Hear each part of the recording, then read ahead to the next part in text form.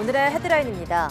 오늘 전국은 낮부터 기온이 크게 올라 어제보다 4도 정도 높은 초여름 날씨가 이어지겠습니다.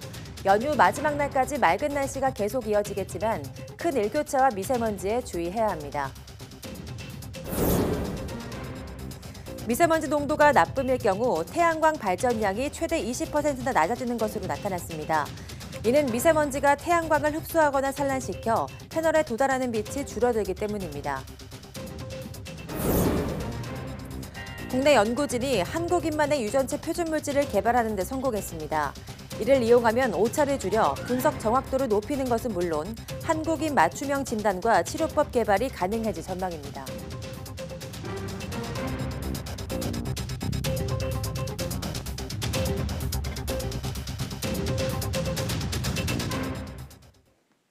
여러분 안녕하십니까? 5월 3일 금요일 사이언스 투데이입니다. 오늘은 전국이 대체로 맑겠고 낮에는 기온이 크게 올라 다소 덥겠습니다.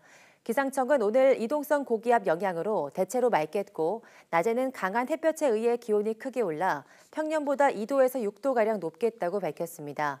오늘 서울 아침 기온은 11도, 낮 기온은 26도로 어제보다 1도에서 2도 높겠고 일교차가 크게 나겠습니다. 오늘 미세먼지는 대기 정체와 국외 미세먼지 영향으로 일부 서쪽 지방을 중심으로 나쁨 수준이 예상됩니다. 올해 어린이날 황금 연휴 날씨는 전국적으로 맑고 따뜻할 것으로 보입니다. 다만 미세먼지가 야외 나들이의 변수가 될 전망입니다. 정혜윤 기자입니다. 올해 어린이날 황금 연휴에 비가 내릴 확률은 낮습니다. 연휴 첫날인 4일은 전국이 맑겠지만 서울 낮 기온이 27도까지 치솟으며 6월 상순의 초여름 더위가 찾아올 전망입니다. 어린이날인 5일과 연휴 마지막 날인 6일에도 맑은 날씨 속에 고온 현상이 누그러들 것으로 보입니다. 야외 활동에 지장이 없는 날씨지만 주의해야 할 점도 있습니다. 바로 10도 이상 크게 벌어지는 일교차입니다. 더 따뜻한 공기가 유입되면서 낮 기온이 2도에서 4도가량 높아지고 일교차가 더 커지겠습니다. 다만 바람이 잔잔하기 때문에 밤사이 차가워진 공기가 계속 머무르면서 아침 기온은 비슷하거나 조금 낮겠습니다. 어린이의 경우 온도 적응력이 떨어지기 때문에 가벼운 겉옷으로 체온을 조절해줘야 합니다. 미세먼지도 연휴 날씨의 변수가 될 전망입니다. 금요일 밤부터 중국발 스모그가 유입돼 연휴 첫날인 주말까지 영향을 줄 가능성이 있기 때문입니다. 국외 미세먼지 유입과 대기 정체로 4일에는 미세먼지 농도가 나쁨 수준까지 치솟을 가능성이 있습니다. 5일에는 한때 나쁨 정도로 상황이 조금 나아지겠고 연휴 마지막 날에는 대부분 보통 수준을 회복할 것으로 보입니다. 따라서 미세먼지 예보가 나쁠 경우 호흡기가 약한 어린이는 야외보다는 실내로 나들이 장소를 바꾸는 것이 좋습니다. 또 외출 시에는 마스크를 착용하고 귀가 후에는 눈과 손, 발을 깨끗이 씻어줘야 합니다. YTN 정혜윤입니다. 지난 겨울 동안 중국 수도권 지역 대부분 도시에서 초미세먼지 농도가 나빠진 것으로 나타났습니다. 중국 생태환경부가 발표한 2018년 가을부터 지난 겨울까지의 공기질 목표 달성 현황 자료를 보면 수도권 28개 도시 가운데 24곳이 목표치를 달성하지 못했습니다. 목표치를 달성한 도시는 베이징과 창저우 등 4곳에 불과했고 전체의 3분의 2가 넘는 20개 도시에서 전년도보다 초미세먼지 농도가 오히려 상승한 것으로 조사됐습니다. 중국 수도권 도시들의 지난해 10월부터 올해 3월까지의 초미세먼지 평균 농도는 세제곱미터당 82 마이크로그램으로 전년도 같은 기간에 비해 6.5% 증가했습니다. 중국 환경당국은 수도권 지역의 공기질 악화의 원인으로 매년 다른 기상 조건과 오염원에 대한 통제가 느슨해진 것을 꼽고 있습니다. 심한 미세먼지가 태양광 발전량을 최대 20%가량 떨어뜨릴 수 있다는 연구 결과가 나왔습니다. 정수종 서울대 환경대학원 교수팀은 미세먼지와 태양광 발전의 상관관계를 조사한 결과 미세먼지가 태양광 발전 효율을 떨어뜨린다는 것을 확인했다고 밝혔습니다. 특히 미세먼지와 초미세먼지 농도가 나쁨일 경우 발전량은 설비 용량보다 최대 20%가량 낮아지는 것으로 분석됐습니다. 연구팀은 미세먼지가 많은 날에는 미세먼지가 태양광을 흡수 또는 산란시켜 태양광 패널에 도달하는 빛이 줄어들기 때문이라고 설명했습니다. 정 교수는 미세먼지가 태양광 발전에 부정적인 영향을 미치는 것이 확인됐다며 태양광 에너지 수급 정책에 반드시 고려해야 할 요소라고 덧붙였습니다. 개인의 유전체 분석은 암부터 치매까지 각종 유전 질환의 예방과 치료에 결정적인 역할을 하고 있습니다. 이렇게 유전자를 분석할 때 기준이 될 수 있는 한국인만의 유전체 표준 물질이 처음 개발됐습니다. 이정우 기자입니다. 지난 2003년 게놈 프로젝트 성공으로 인간 유전체의 비밀이 밝혀졌습니다. 이어 차세대 염기서열 분석 방법이 개발돼 방대한 유전체 데이터를 해독하는 시간과 비용이 크게 줄었습니다. 그러나 차세대 염기서열 분석은 실험 과정에 오차가 발생하는 단점이 있었습니다. 국내 연구진이 이런 오차를 줄이고 유전체 분석의 정확도를 높일 수 있는 한국인 유전체 표준 물질을 개발했습니다. 당연히 인종 간의 차이도 크다고 알려져 있습니다. 그것을 극복하기 위해서 한국인이나 동아시아인의 유전체 정보를 더 정확하게 담은 표준 물질입니다. 한국인의 독자적인 DNA를 추출해 유전체 표준 물질을 개발하고 이에 해당하는 염기서열 정보에 대한 데이터베이스를 구축한 겁니다. 한국인 유전체 표준 물질은 맞춤형 유전체 분석을 도와 각종 유전질환 조기 진단에 도움을 줄 것으로 기대됩니다. 그동안 국내 검사업체들은 서양인 유전체 표준 물질을 수입해서 사용했습니다. 앞으로는 염기서열 정보가 30% 이상 많은 한국인 표준 물질을 값싸게 쓰는 길이 열렸습니다. 기존에 수입되는 표준 물질보다는 훨씬 더 정밀하고 많은 정보를 갖고 있어서 국민 의료비 절감에도 보탬이 될 것이라고 생각합니다. 한국인 유전체 표준 물질은 우리에게 딱 맞는 맞춤형 진단과 치료법 개발은 물론 아시아인의 유전체 분석 신뢰도도 한 단계 끌어올릴 전망입니다. YTN 이정우입니다. 아이들이 링거 맞는 것을 두려워하지 않게 해주는 링거 거치대가 개발됐습니다. 울산과학기술원 연구팀이 아동용 휠체어 형태의 링거 거치대 아이몬을 개발했습니다. 분홍색과 민트색으로 이루어진 아이몬은 아이들이 자유롭게 사용할 수 있는 작은 테이블을 탑재했습니다. 링거줄 꼬임 방지 장치와 산소 탱크 등 의료 장치와 보호자를 위한 수납 공간도 갖췄습니다. 연구팀은 아이몬이 작은 자전거처럼 타는 즐거움을 줘 링거 맞을 때의 두려움을 없애고 이번 생활을 긍정적으로 기억하게 해줄 수 있다고 말했습니다. 아이몬은 세계 3대 디자인 전람회로 꼽히는 IF 디자인 어워드 2019에서 본상을 받았습니다.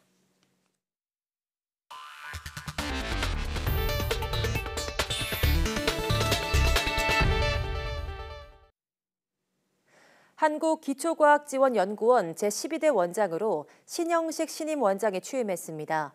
신 신임 원장은 서울대 화학공학과를 졸업하고 미 코네대에서 박사학위를 마쳤으며 전북대 화학공학부 교수로 재직하며 공과대 화학공학부 학부장, 연구부 총장 등을 역임했습니다. 신 원장은 취임식에서 한국기초과학지원연구원을 분석과학 최첨단 연구인프라 대표기관, 국내외에서 모여드는 세계적 수준의 분석과학 개방연구원으로 발전시켜 대한민국 혁신성장과 국민의 삶 질 향상에 기여하겠다고 말했습니다. 백령도와 대청도, 소청도, 대평년도, 소연평도, 우도 등 서해 5도의 풍경을 담은 사진전이 열렸습니다. 국립삼林과학원은 우리 숲과 국토의 가치를 알리고 평화에 대한 국민 공감대를 확산하기 위해 오는 7월부터 9일 국회의원회관에서 아름다운 숲을 간직한 섬 서해 5도 국회 사진전을 연다고 밝혔습니다. 이번 사진전에는 파도가 만들어낸 예술의 섬 백령도와 대청부처의 섬 대청도 등 다양한 주제의 사진작품 50점이 전시됩니다. 장애인들은 이른 시기에 노화가 시작되고 수명도 비장애인들보다 5년 정도 짧은 것으로 조사됐습니다. 장애의 고통에다 노화 관련 질환까지 겹쳐 장애인에 대한 체계적인 건강관리 대책이 필요한 것으로 나타났습니다. 한영규 기자가 보도합니다. 운동 장비를 이용해 장애인들이 재활 훈련을 하고 있습니다. 신체 운동과 재활 치료를 통해 장애인들이 신체 기능을 회복할 수 있도록 돕고 있습니다. 전에 왔을 때는 지팡이 짚고 휠체어 타고 겨우 한두 발 걷다가 말았는데 여기서 그래도 한 6년 정도 꾸준히 운동을 하다 보니까 지금 지팡이도 졸업했어요. 장애인들은 비장애인에 비해 노화가 이른 나이에 진행되는 것으로 나타났습니다. 20대 청년기 장애인들이 노화 관련 질환을 앓는 비율은 33.5%로 비장애인보다 훨씬 높았습니다. 생애 주기별로 비교하면 장애인이 비장애인보다 10년가량 일찍 노화가 진행되는 것으로 분석됩니다. 전 생애 주기에 걸쳐서 장애인이 비장애인에 비해서 의료 이용, 진료비, 또 노화 관련 질환, 또 사망률이 높게 나타났고요. 이러한 격차는 이른 생애 주기에 굉장히 장애인과 비장애인에 대한 격차가 컸고 10년의 추적 연구 기간 동안 장애인의 사망률은 비장애인보다 1.7배 높았습니다. 평균 수명도 장애인은 72세, 비장애인은 77세로 장애인이 5년 짧았습니다. 장애와 이른 노화라는 이중의 고통을 겪고 있는 만큼 장애인의 재활과 건강관리 대책이 보다 체계적으로 마련돼야 할 것으로 보입니다. YTN 한유규입니다. 드론의 활용 범위가 갈수록 넓어지고 있는데요. 미국에서는 드론을 이용해 이식용 신장을 병원까지 무사히 이송하는 데 성공했다고 합니다. 박희천 기자가 보도합니다. 미국 메릴랜드주 볼티모어의 한 주차장. 드론에 흰 상자를 고정하는 작업을 하고 있습니다. 상자 안에 들어있는 것은 다름 아닌 이식용 신장입니다. 작업이 끝나자 편평한 곳으로 옮겨진 드론이 곧바로 이륙합니다. 비행고도 91m, 시속 32km의 속도로 밤하늘을 날아서 메릴랜드대 의료센터에 무사히 착륙합니다. 4.8km 거리를 10여 분 만에 주파했습니다. 대기하던 병원 직원들이 드론을 실내로 가져가 상자를 분리해 수술실로 옮깁니다. 이송된 신장은 9년 동안 신부전을 앓던 40대 환자에게 성공적으로 이식됐습니다. 병원 측은 드론에는 작은 한 걸음이지만 의학계에는 큰 도약이라며 기쁨을 감추지 못했습니다. And what we've done is try to innovate those systems to allow our patients better access to higher quality transplantable organs. 의료진은 사전에 당국의 드론 비행 승인을 받고 소방관들과 긴밀하게 협조하면서 장기 이송 프로젝트를 준비한 것으로 전해졌습니다. YTN 박희천입니다.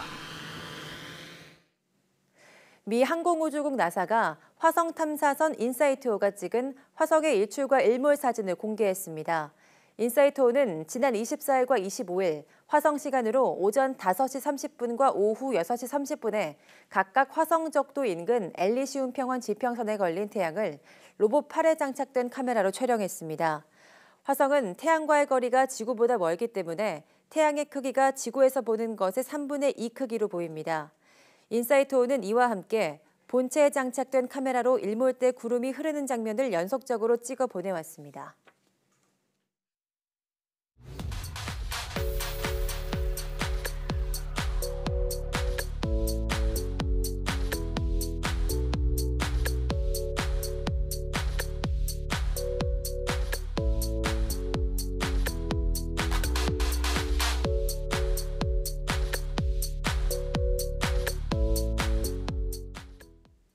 돌림 힘이란 물체 회전 상태 변화를 일으키는 힘입니다.